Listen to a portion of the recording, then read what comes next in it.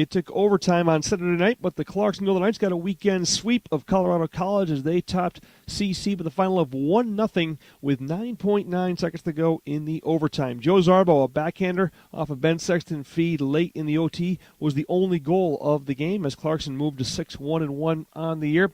Zarbo's goal was assisted by Jordan Boucher along with Sexton. Steve Perry ended up his night with 18 saves. He now has 2 shutouts in 4 starts for the now 6-1-1 Golden Knights. Both teams 0 on the power play. Colorado College goaltender Josh Thornbert stopped 40 in the loss for the Tigers. The Golden Knights will be on the road this coming weekend for the next 4 games, as a matter of fact. They go to Brown and Yale on Friday and Saturday, and then go to Dartmouth and Harvard to open up ECAC play. The Golden Knights on Saturday night in Tim Hortons Golden Knights hockey win by the final of 1-0 in overtime over Colorado College.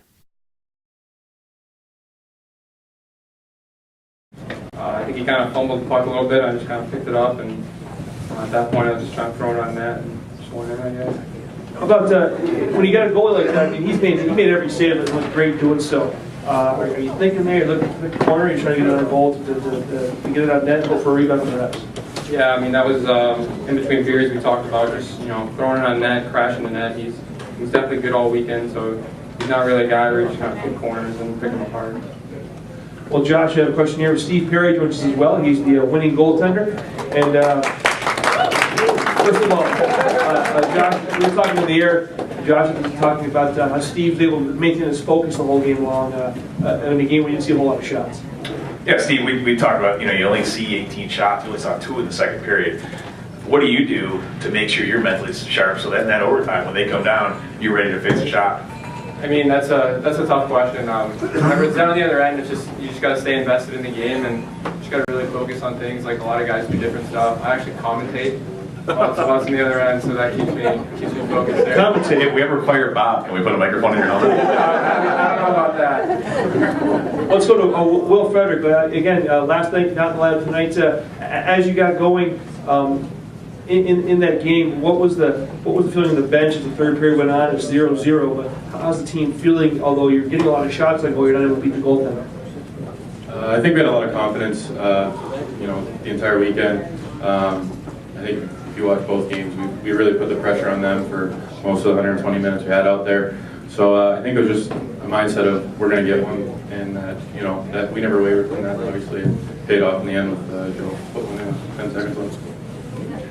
Well, we also talked a lot about how you just wear them down. Did you guys feel a sense of momentum tonight as that third period started growing, that you were just starting to impose your will on them? Absolutely. I think if you take a look at the 2 games we played, it was us taking it to them in their defensive zone, our offensive zone. We really had a game plan of attacking them, playing physical, because we knew that's not the style of game. They're a quick transition team that likes to move the puck.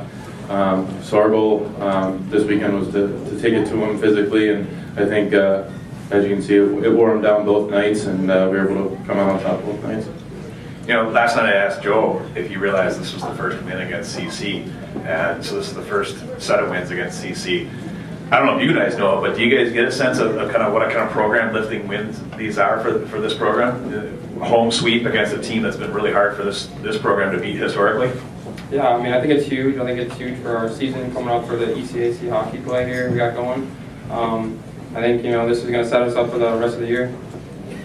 Steve, as the game we mentioned staying focused, but the one save you made in the third period, talk about that save, or in the overtime I should say, the one chance you had the bouncing puck. The puck kind of ended up kind of a fuzzy area around the goal. How are you able to see it and describe making that stop?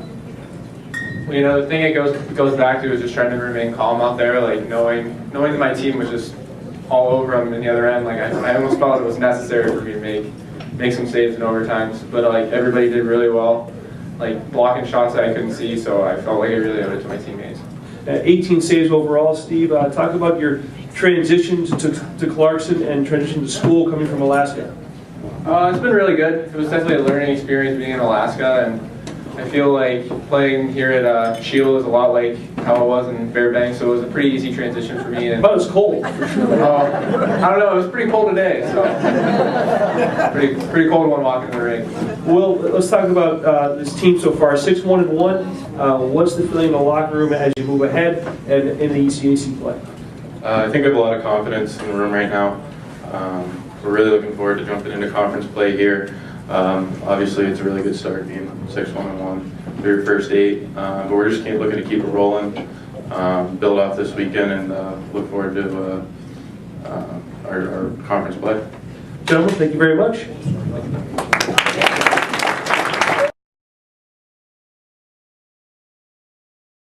Coach, the first question for you is about going into the overtime. The team had gotten stronger and stronger as the game wore on. How difficult is it, to pick shifts? What do you do on the bench to keep guys fresh as the game wears on? Well, I don't think we were worried about staying fresh. Our guys, I feel we're in pretty good shape. And at that point in time, all we talked about between the intermission with going into overtime is the fact that we didn't think we deserved a tie in this game. We were going to go for the win. So we talked about that in the bench, and we were just going out there with the attitude. We weren't going to sit back. And we thought we deserved more than a tie tonight. We thought we played well. And I thought their kid net was really good. But, we certainly wanted the W, and, I thought we had a good overtime. Last week against RT, you felt like that last period against RT, you kind of ran out of gas. Tonight, that wasn't the case. They ran out of gas, and you guys could just continue to exert your will on them. Is there a difference in maybe how you played the game, or just another week of conditioning that helped? No, I don't think. I think it's just the fact that let's face facts. We're learning how to win games, right? And learn how to close them out. So that's going to take a little bit of a process here for us. I thought what we did last week was we just got a little passive in the game plan as it went on. We were doing a good job for a couple periods being aggressive and taking time and space away from them, and then we gave them some time and space, but we didn't give them a whole lot in the third period. We just didn't have that edge that we had for 2 periods, and they ended up getting a couple of goals to tie the game. So that felt like a loss last weekend, which as a coach it's unfortunate, but it sets you up for a good week of having their attention in practice. So that's good. I don't know what I'll do here this week, but it's just a situation where we're working hard, and most importantly, you go into a weekend, we want to stick to our process. We want to try to make sure we know who we are as a team. And I thought, for the most part this year, we're getting consistent effort, night in and night out, period to period, and over the long haul, that's what we're looking for. That's the most important aspect of things. That everything will take care of itself if that's the case. But I thought we skated hard, we played hard tonight, and I really felt we deserved the win. One thing we talked about after the game was the balanced attack. Every line you threw out there tonight was getting chances and playing with pretty good defensive responsibility. Talk about the matchup problems that creates, for a coach when a team can roll 4 lines and pretty much have an equal shot chart for every line. Yeah, I think that's one of our strengths this year. I think we've got some depth, and the unfortunate side of things, I've had some conversations with players the past couple of days. There's guys that are going to miss games that have played well. That's a fact. So guys are handling well. We're pushing on. Guys are going to play themselves into the lineup, but for the most part, when you have guys that are playing well and some guys that we're going to keep a rotating basis because we do have some depth. You saw we have some injuries right now, and guys are stepping up and can fill in some roles. But for the most part, I think it is going to be that's going to be something that for us is going to hopefully be a separating factor for us, that we have some depth in our lines. The one thing is I still feel strongly about our 2 senior centers that are playing right now with Ben Sexton and Al McPherson, that I certainly want them against other teams' best lines. I think they're doing a phenomenal job of out-chancing other teams' best players. They're playing the game with a whole lot of respect for how the game should be played, and they're doing a great job leading us with the way they're playing. Ben had an assist on the game-winning goal. Joe Zarbo from Sexton and Jordan Boucher. Let's talk about the league in general, Coach, and going into ECAC play. Round 2-0, you get Yale after that, defending national champions. It's a 4-game road trip, and any road trip in this league is very difficult this time of year or any time of year. Yeah, can I wait till Monday to start looking forward there?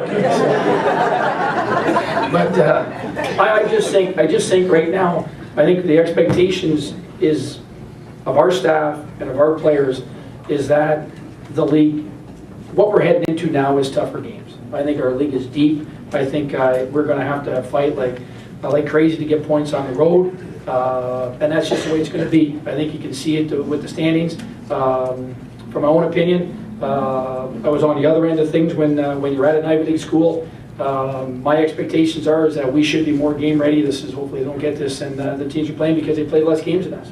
So I think that you get them off the bat. Hopefully that's a situation, but for the most part, we're going into two places, and let's face it, they're picked ahead of us.